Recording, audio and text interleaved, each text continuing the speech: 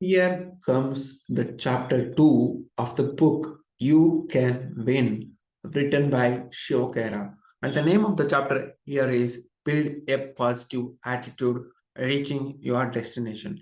In this chapter, the Shiv Khera author gives us 8 steps to build positive attitude and 10 action steps are followed by. And he started with a powerful quotation. The winner has a solution for every problem, and the loser has a problem for every solution. Let us see what does the 8 steps, and we will divide this reading into two parts. And the first part will complete 4 steps, and the second part will be another 4 steps. Let us start. Any fact facing us is not as important as our attitude toward it. For that determines our success or our failure. Written by Norman Vincent Peale. During childhood, we form attitudes that last a lifetime. A positive attitude acquired during the formative years makes life meaningful and rewarding in every manner. If your early childhood experiences have produced a positive attitude, you are indeed fortunate and have a head start over others. But if you have acquired a negative attitude, whether by design or by default, are you struck with it? Of course not. Can you change your attitude? Yes. Is it easy? Absolutely not. Is it worthy? You bet. Caution. If you have a positive attitude, is there any guarantee that you will always remain positive? The answer is no, unless you make an effort to maintain it. How do you build and maintain a positive attitude? Three answers. Become aware of the principles that build a positive attitude. Have a desire to be positive. Cultivate the discipline and dedication to practice those principles. As adults, regardless of our environment, education, and experience, 3 E's that we have discussed in chapter 1, we have to accept the responsibility for our behavior and actions. Who is responsible for attitude? Ultimately, we. Some people blame everyone and everything but themselves. It is up to you or it is up to us to choose our attitude every morning.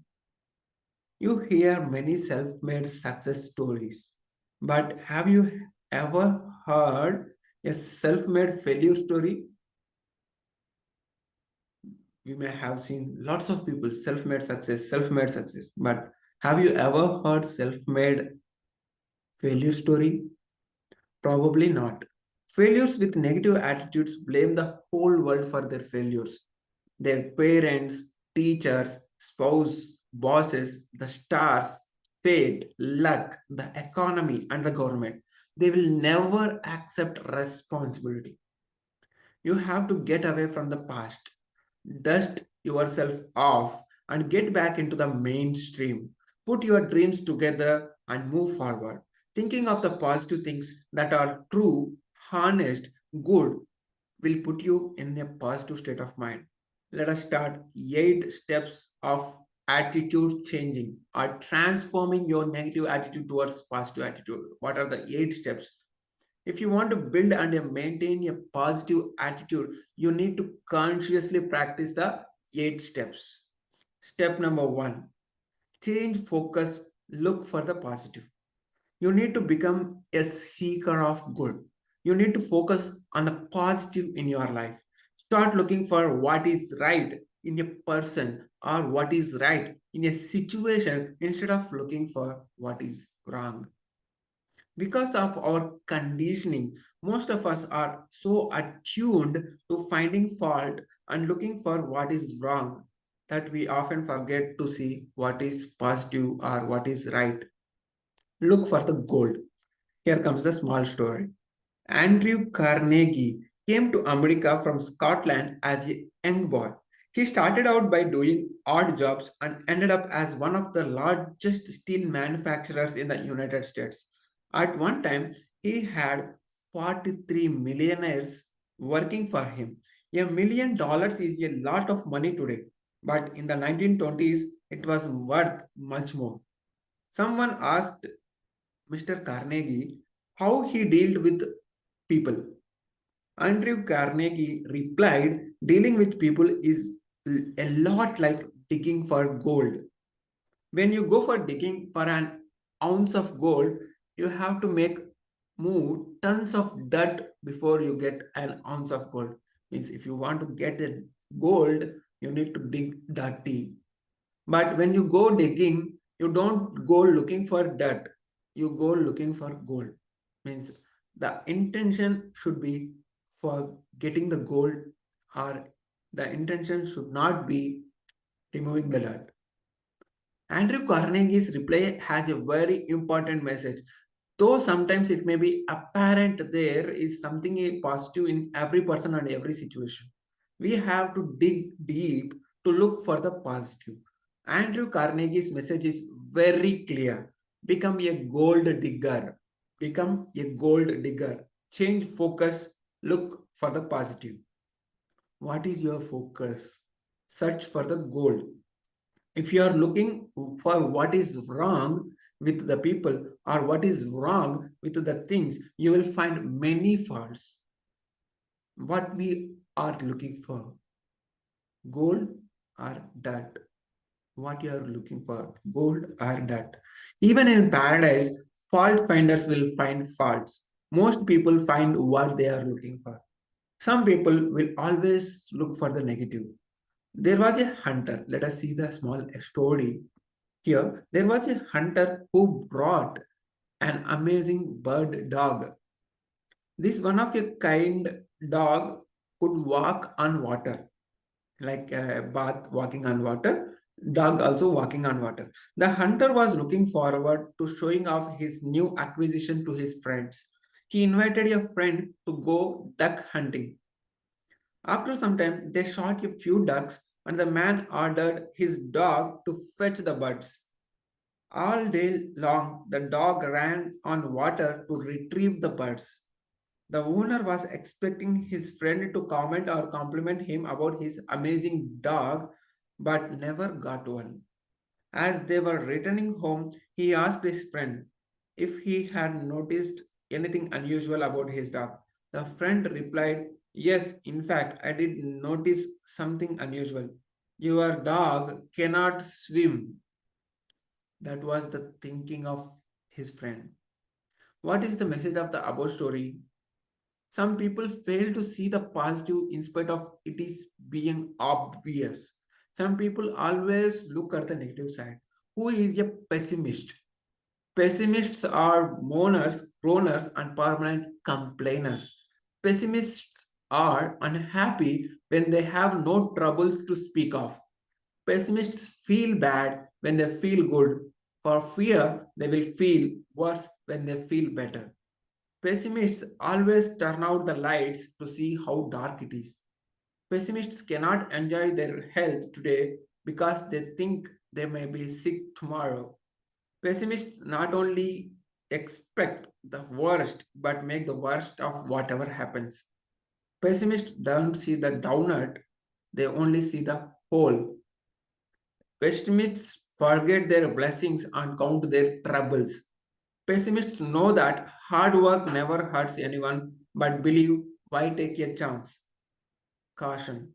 Looking for the positive does not necessarily mean overlooking faults. Being a positive thinker does not mean one has to agree or accept everything. It only means that a person is solution focused. Be an optimist. How can one become an optimist? It is well described by the following: be so strong that nothing can disturb your peace of mind. Talk health, happiness, and prosperity to every person you meet. Talk about health, happiness, and prosperity to every person you meet. Meet, make all of your friends feel that you appreciate their good qualities and strengths. Look at the sunny side of everything. Think out only of the best, work only for the best, and expect only for the best. Be as enthusiastic about the success of others as you are about your own. Forget the mistakes of the past and press on to the greater achievements of the future. Give everyone a smile. Spend so much time improving yourself that you have no time left to criticize others. Be too big for worry and too noble for anger. Let us see the step number 2. Make a habit of doing it right now. The unfortunate part of your life is as Oliver Vanderwall Holmes said, most people go to their graves with music still in them. We don't achieve excellence because of our own lack of vision. James Albury says like this: he slept beneath the moon, he basked beneath the sun, he lived a life of going to do and died with nothing done. We have all procrastinated at some time or another time in our lives. I know I have only have to regretted it later. Procrastination leads to a negative attitude. The reverse is just as true. They feed on each other. The habit of procrastination fatigues you more than the effort it takes to do the task. A completed task is fulfilling and energizing. An incompleted task drains your energy. If you want to build and maintain a positive attitude, get into the habit of living in the present and doing it right now. Let us see small story. When I become a big boy, this is the little boy who says that when he becomes a big boy, he will do this and he will be happy. And when he becomes a big boy, he says that when he finishes college, he will be happy. And when he finishes college, he says that when he gets his first job, he will be happy. And when he gets the first job, he says that when he gets married, then he will be happy. And when he gets married, he says that when the kids get out of school, will be happy. And when kids get out of school, he says that when he retires, he will be happy. And when he retires, what does he see? He sees life has just gone by in front of his eyes. It is too late. Some people practice procrastination by hiding behind high sounding words saying, I am analyzing. A month later and 6 months later, they are still analyzing. What they don't realize is that they are suffering from disease called paralysis by analysis, or in other words, analysis paralysis. They will never succeed. Then there is another breed of people who procrastinate by saying, I am getting ready. A month later, they are still getting ready, and 6 months later, they are still getting ready. They are getting ready to getting ready, and they never get ready. They say, I'll do it when I become an expert. Many people says like this. I'll do it when I become an expert. They don't understand that unless you do it, you will never become an expert. That they keep making excuses. You cannot learn to swim by reading a book. You have to get into the water. Live in the present. Life is not a dress rehearsal.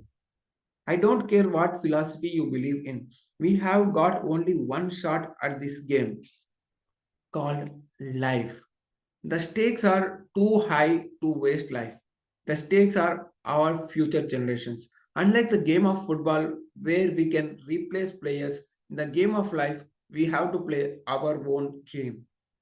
And the funny part about life is that the test comes before the test.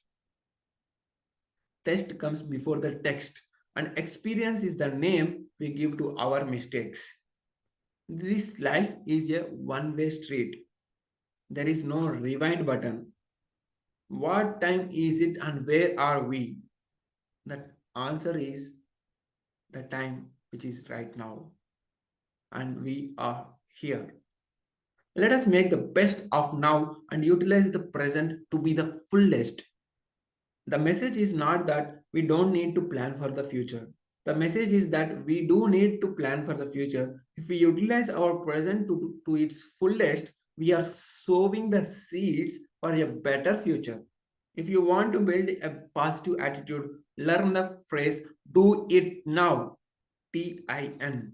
Do it now and stop the habit of your procrastination. The saddest words in life are it might have been, I should have, I could have, I wish I had. If only I had given a little extra, I would have. Never leave till tomorrow, which you can do today, written by Benjamin Franklin. I am sure all winners wanted to be procrastinators but never got around to it. When people say, I will do it one of those days, one of these days, you can be sure it means none of these days. Some people keep waiting for all the lights to turn green before they leave home. That will never happen. They fail even before they start. That is sad. Why do people procrastinate? One major reason is procrastination is an escapist attitude. Most people keep postponing because they don't have the courage to face up to the consequences and hence they keep postponing. The more they postpone, the price tag becomes higher and higher, like deals of Friday or Black Friday or Cyber Monday. Stop procrastinating. Isn't it the time that we put off putting things off? Let us see the step number three of building a positive attitude. Develop an attitude of gratitude. Gratitude reflects humility. It keeps a person grounded. It is a great philosophy to live by. Never forget what others have done for you and never remember what you have done for others. Beautiful quotation. Write down on your papers. Never forget what others have done for you and never remember what you have done for others. Count your blessings, not your troubles. Take time to smell the roses. It is not uncommon to hear that someone, because of an accident, became blind or paralyzed, but got $1 million in settlement from the insurance company. How many of us would like to trade places with that person? Not many. We are so focused on complaining about things we do not have that what we lose sight of things we have. There is a lot to be thankful for. When I say count your blessings, not your troubles, I don't mean that a person should become complacent. If complacence was the message you got, then I would be guilty of miscommunication and you of selective listening. Many of our blessings are hidden treasures. Count your blessings and not your troubles. As we have already discussed in the Think and the monk who sold his Ferrari have a small roses and take blessings of having roses. Let us see the fourth step. Get into a continuous education program. Let us get some myths out of the way. It is a general belief that we get educated in schools and colleges. During my seminars in my many different countries, there is a question I ask my audience all the time. Do we really get educated in schools and education colleges? Generally there is a consensus that some people do but most don't get me wrong, we get a lot of information in schools and colleges. We do need information to get educated, but everyone who has information may not necessarily be educated. Let us take an example. A PhD may have a lot of information in his area. They may or may not be educated. We live in an information age. It is estimated that the amount of information is doubling every year. Every year, whatever the information is, it is getting doubled. With information so readily available, it is easy to dispel ignorance. It is sad to see that why we are taught everything but the most essential things. We are taught 3 R's. It's not like triple R movie. 3 R's is not nothing but reading, writing, and arithmetic. But what good is intellectual education without understanding human dignity and values? We need to know the true meaning of education. Intellectual education influences the head and values based education influences the heart. Intellectual education influences the head, whereas the values based education influences the heart. In fact, education that does not train the heart can be dangerous. If we want to build the character in our offices or in our homes and in our society, we must achieve a minimum level of moral and ethical literacy. Education that builds fundamental traits of character such as honesty, compassion, courage, persistence, and responsibility is absolutely essential and are a must need. We don't need more academic education. We need more value based education. A person who is morally educated will be a lot better equipped to move up in life or succeed than a morally bankrupt person with excellent academic qualification. I would prefer to go for to the second most qualified surgeon in town who has character than go to the most qualified surgeon who lacks character. The same thing holds true in any profession. Education without values. Let us see the education without values.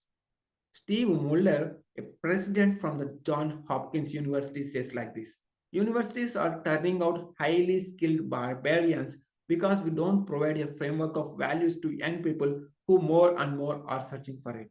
True education is training of both the head and the heart. True education is training both head and heart. It is better to be uneducated than ill-educated. An uneducated thief may steal goods from the train, but an educated one may steal the entire train. We need to compete for knowledge and wisdom, not for the grades. Knowledge is piling up facts, wisdom is simplifying them. One could have good grades and a good degree and still not learn much. The most important thing one can learn is to learn to learn. Learn to learn. People confuse education with the ability to memorize the facts. Educating the mind without morals creates a menace in the society. Knowledge is not power. We are often told that knowledge is power, knowledge is power, knowledge is power. Not really. Knowledge is information. It is potential power and it becomes power only when it is acted upon. Means we can read many books, but without actions, the knowledge is simply information. What is difference between a person who cannot read and a person who can but does not read? As Ben Franklin said, not a whole lot. Learning is a lot like eating. It is not how much we eat that matters, but what really matters is how much we digest. Knowledge is the potential power, wisdom is the real power. Education takes many forms. It is not just grades or a degree, it is cultivating our strength, it is learning self discipline, education listening. Educational is eagerness to learn. Education is developing characteristics to leading to success. Our minds are like muscles that can stretch or shrink. It all depends on how much or how little we exercise on them. Derek Boak says that if you think education is expensive, try ignorance once. Education means does not mean good judgment. There is a story about a man who sold hot dogs by the roadside. He was illiterate, so he never read newspapers. He was hard of hearing, so he never listened to the radio. His eyes are weak, so he never watched the television. But enthusiastically, he sold lots of hot dogs. His sales and profits went up. He ordered more meat and got himself a bigger and better stove. As his business was growing, his son, who had recently graduated from college, joined his father. Then something strange happened. The son asked, Dad, aren't you aware of the great recession that is coming our way? The father replied, No, but tell me about it. The son said, The international situation is terrible.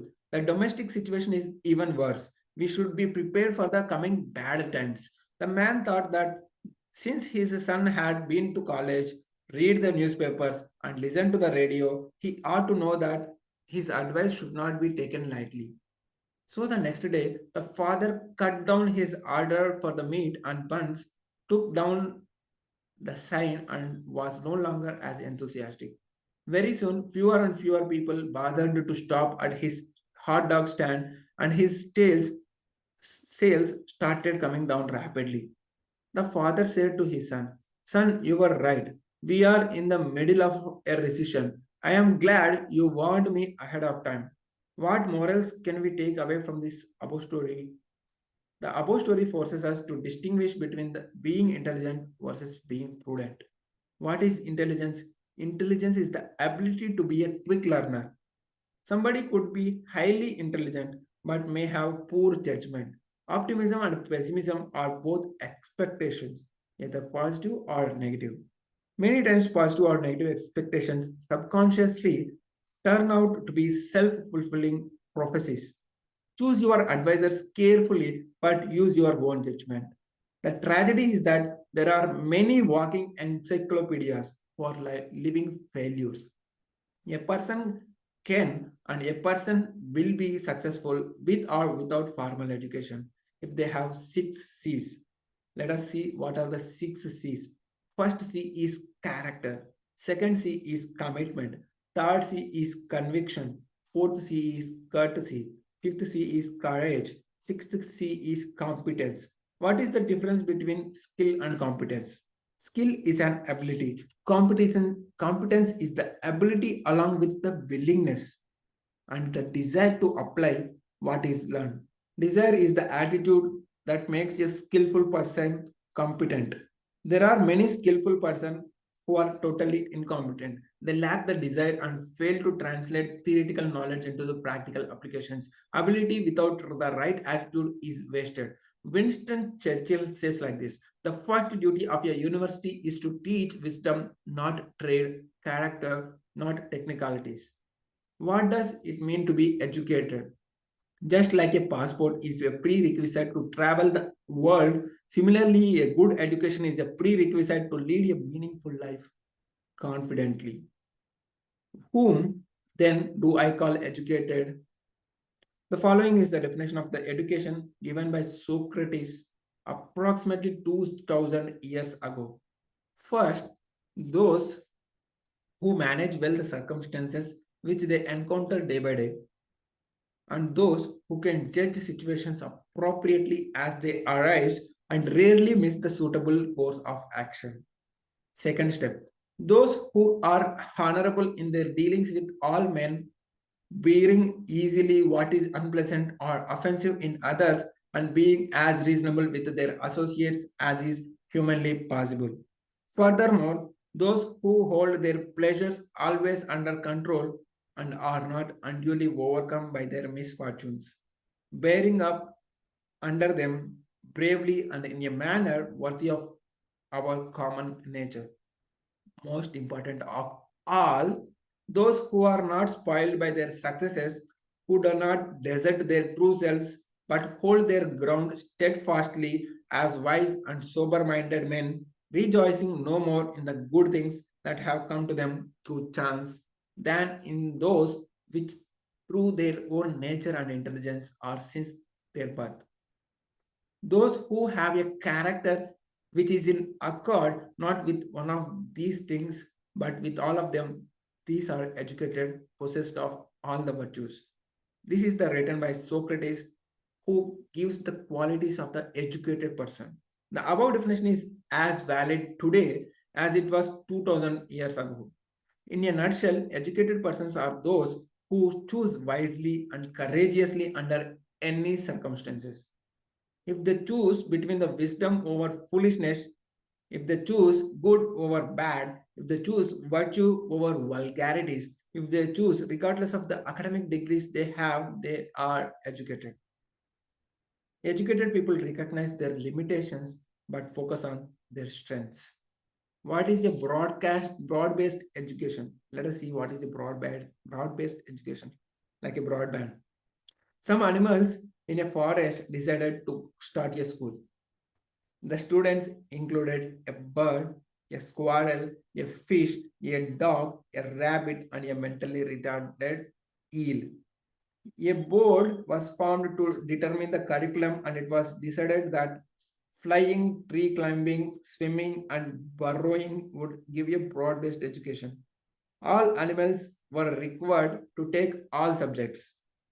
The bird was excellent at flying and was getting yes, but when it come to burrowing, it kept breaking its beak and wings and started failing. Pretty soon, it is started making C's in flying, and of course, in tree climbing and swimming, it was getting failures, F's.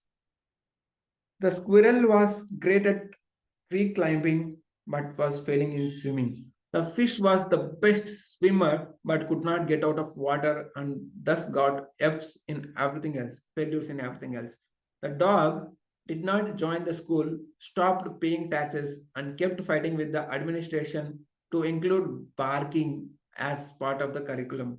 The rabbit got A's in burrowing, but tree climbing was a real problem.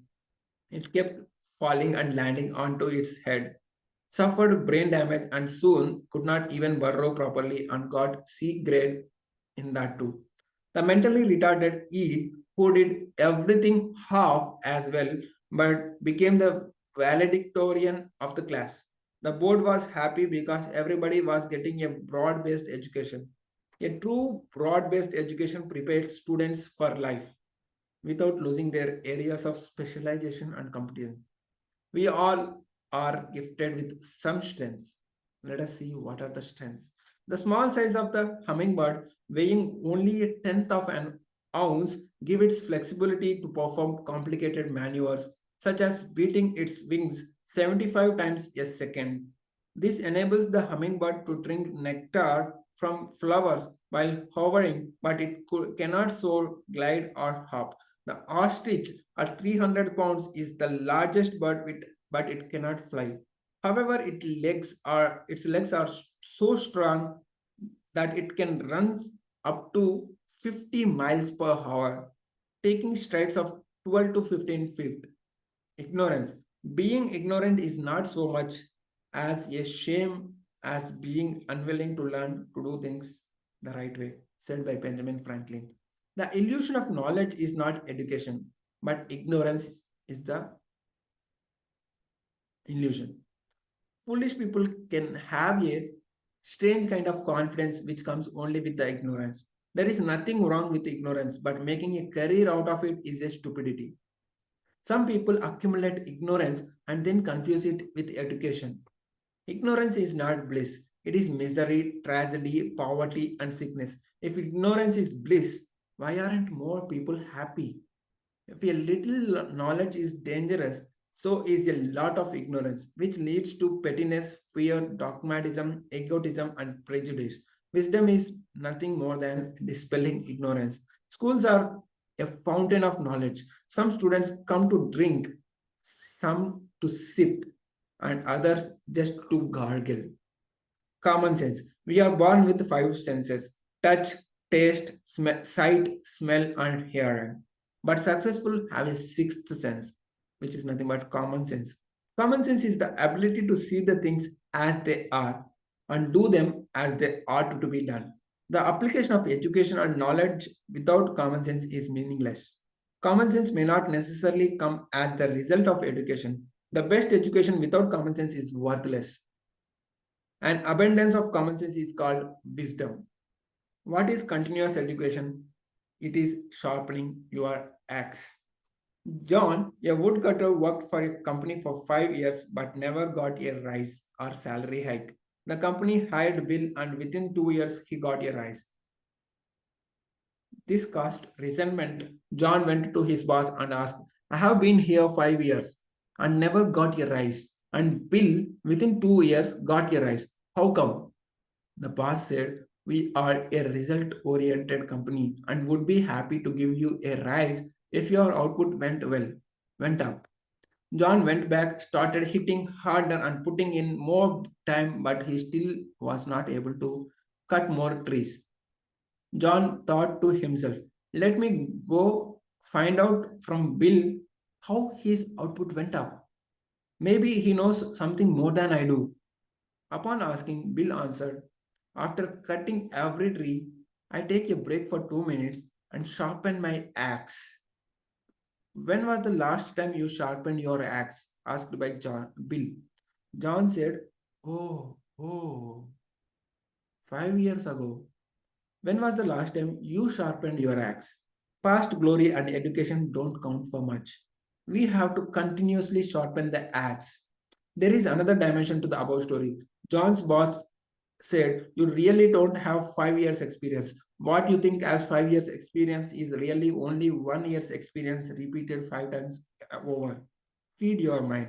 Just as our bodies need good food every day, our minds needs positive thoughts every day. The key word in the preceding sentence are good food and positive thoughts. If we feed our body with junk food and our mind with negative thoughts, we will have both a sick body and a sick mind.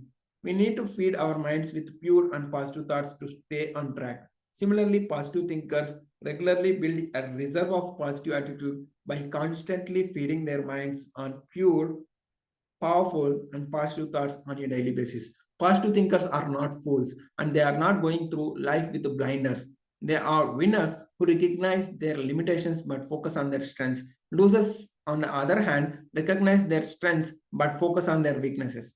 If we commute 2 hours a day and utilize that time for our education by reading good books or listening to positive recorded messages, and it will give up as close to 500 hours of education in 1 year in the field that we want to excel in.